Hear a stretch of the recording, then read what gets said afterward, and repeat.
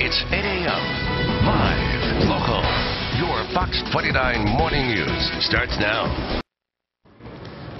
Welcome back. We all know the past couple of years have been, frankly, horrendous for real estate. Home values have plummeted 30% on average here in the U.S., even more so in many parts of Palm Beach County and along the Treasure Coast. But 2012 is a new year, and with a new year comes new hope and a new beginning. So what can we expect the new year to bring in terms of our home values, our personal wealth and net worth? Here with some answers for us this morning is attorney and author Shari Olefson, a frequent guest of ours. Thank you so much for coming in. Sure. Thanks for having me again.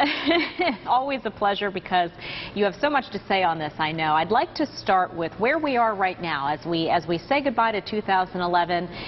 Is the housing market still pretty ugly right now, or are we turning a corner perhaps? Sure. Well, you know what, Lauren, it all boils down to the core issue, which was about 27 million loans that were originated during the bubble.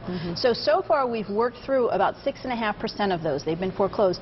But there's another 8.5% that have been identified as in default or in trouble or at risk. You know, if we compare this to a storm, which is a great analogy for those of us living here in Florida, it takes a while for it to build up. The storm passes and does the bulk of its damage, but then it takes a while for it to dissipate. Sure. And even after it's gone, there may be some damage done, like what happened in Katrina when the levees broke actually after the storm had passed. And the cleanup, of course. Exactly, the cleaning up the mess. Getting these loans off the books. So right now, where we're at is about 46% of the sales are still distressed sales, means they're driving down prices. What happens is we create a cycle, much like a storm, called adverse feedback.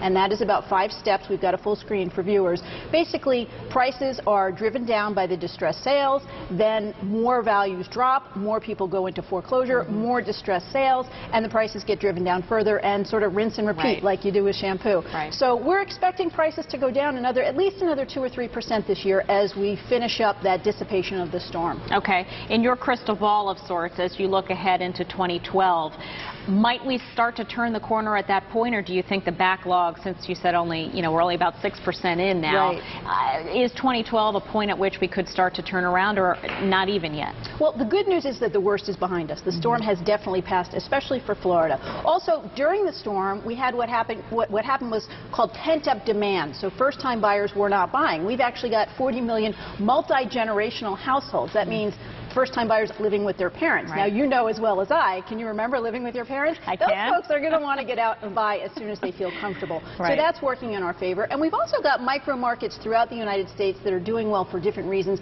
Fortunately, we've got several of those here in Florida. We are probably the leading state for micro markets, one of which is Miami. Those condo sales have increased by 54% this past year, and they're expected to go up another 5 to 10%, maybe 15% this year in prices because of foreign buyers. They're buying 70 to 80% of those units. Now, we're almost out of time, but just to bottom line this, is home ownership still a good idea for people? Should it still be the American dream? We hear so much about renting versus buying. Is it still good to buy a house today? There are so many reasons that we buy other than financial. We can expect moving forward probably about 3% annual appreciation, which is normal, on a national level. But here's the thing.